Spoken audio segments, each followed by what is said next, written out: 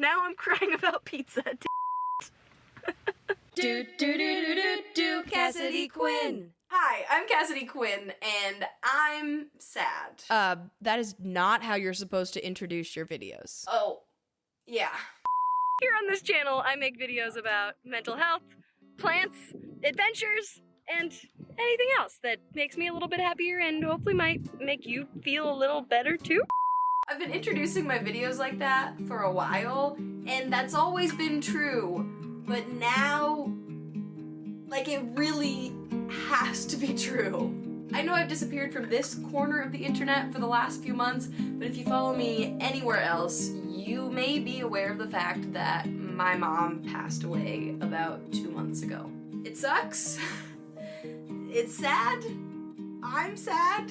Lots of people are sad, and I miss my mom. So there are hours, days, weeks where I have no desire to do anything except sit in my pajamas, sink as deep into the couch as is humanly possible, and just be sad. And as someone who has struggled with depression and anxiety, that's not necessarily a new feeling for me, but this is a new type of that feeling that's just like extra heavy and doesn't want to go away. But I also know that I still love life and I have things to look forward to, and there can be moments of joy in the middle of all of this sadness. And some days I kind of have to force myself to go do something that I know will bring me joy, but it just seems like a lot of effort to start it. So I have decided that I am going to hold myself accountable to doing things that may bring me joy by making videos about them. One lesson my mom instilled in me is that the things that bring you joy don't have to be huge, expensive things that you can only have if you have this much money or this much time. They can just be little things. When I think about my mom and what she loved, it was playing bananagrams, eating licorice, watching movies, walking the dog. Some of those things are the same for me, and some of those are things that I loved to do with my mom. So by making these videos, hopefully I can guarantee that I will actually do at least one thing a week that brings me joy. Hopefully I'll do a lot more than that, right? And hopefully like random moments of joy will pop up when I'm doing things that aren't necessarily intentional, like this is what's gonna bring me joy today. Also, these videos will serve as proof to myself that there are still moments of joy, and that even in the midst of so much grief and sadness, there can still be moments of hope and happiness.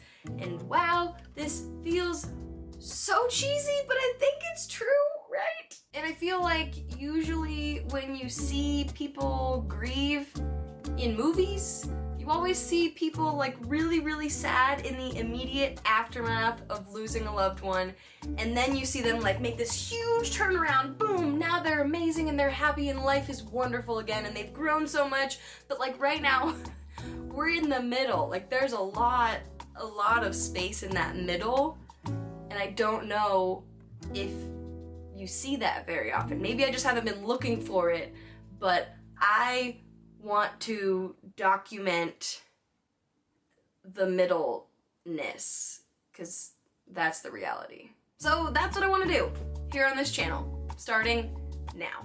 Before we get started, go leave a comment and let me know something that brings you joy that maybe I should try. Maybe it would bring me joy too.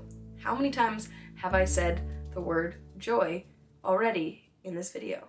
Okay, let's get into it. Okay, thing number one is a movie. Specifically, a musical movie. Movies are one of my mom's favorite things. Like, while I was just driving here, I was thinking about, okay, has she seen this movie yet? Is she going to see this movie? Maybe she's watching it with me, or maybe they have a special movie theater wherever in the universe she is now, and she got to see this movie like weeks ago.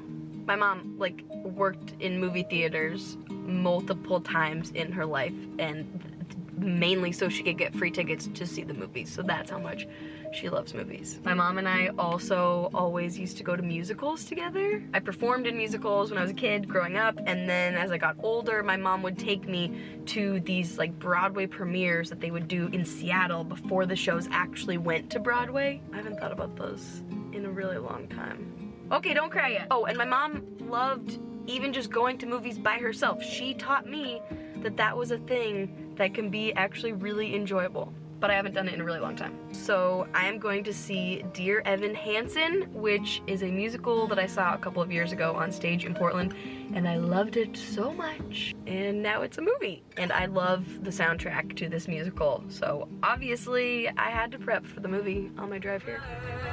On the outside, always looking in, waving through a window. All we see is sky for forever.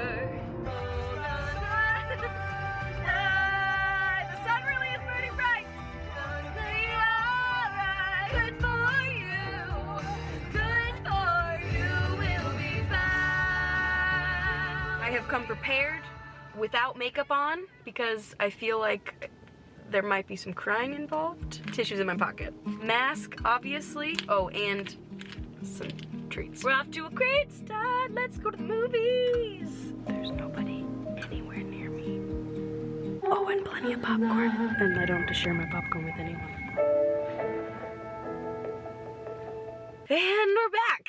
Can you tell I've been crying a lot? I loved it. I know some movie reviewers are like, is it really believable that Ben Platt is a teenage boy? No, probably not. However, it's a freaking musical. You already have to suspend a pretty high level of disbelief to, you know, believe that kids are singing down the hallway in the middle of high school. Socially anxious kids singing down the hallway, because the like popular, confident ones might just sing anyway. But I already loved the music. I very much loved it in movie form. Ben Platt, oh, his voice is just so smooth and beautiful. And obviously going into it, I knew I was gonna cry, so there were a few of those moments. Some of them that I expected, some of them not so much. Like, I did not think in advance about the fact that I would be watching a family grieve the death of a loved one, like in real time. And for me, since that is something I'm going through right now, that was a lot, but it, at least to me, somewhat accurately represented the fact that every family member is gonna grieve differently. And so that really hit me hard, because one of them's like clinging to memories and stories people are sharing. One of them's angry and doesn't want to talk to everybody about it. One of them's in denial. Watching this family lose a loved one and try to go on in life without that person, like now you're a family of 3, you're not a family of 4, that unfortunately I can relate to. The mom song also, the mom song, that got me. Also, the fact that the pizza that I got there was so good, and my mom would have loved it. Now I'm crying about pizza. But like, my mom really liked pizza with a lot of sauce on it, and so like if she ordered pizza, she would literally always ask for extra sauce, and I didn't ask for it, but this, I swear there was extra sauce. So I guess mom was at the movie with me, and she ordered my pizza. She went and told the chef, put extra sauce, make it extra tomatoey for my daughter, so we can share it. Oh, wow. Losing my train of thought because lately my brain isn't working very well. Yes, this movie has left me emotional, but I very much enjoyed it. Like, it's a musical and a movie about mental health that talks openly about anxiety, depression, suicide. And the point of the movie is hope, that you're not alone. Like, how can I not love that? They even talked about specific medications for mental illness. Shout out to Lexapro. Okay, I'm probably gonna go listen to that soundtrack as I drive home. I might leave a voice memo for my mother, because that is one of the things my therapist suggested I do if I feel like talking to her. And I gotta tell her about the movie. Thanks for watching. See you next time. And Mom, I love you. So let the sun come streaming in. when you're broken on the ground.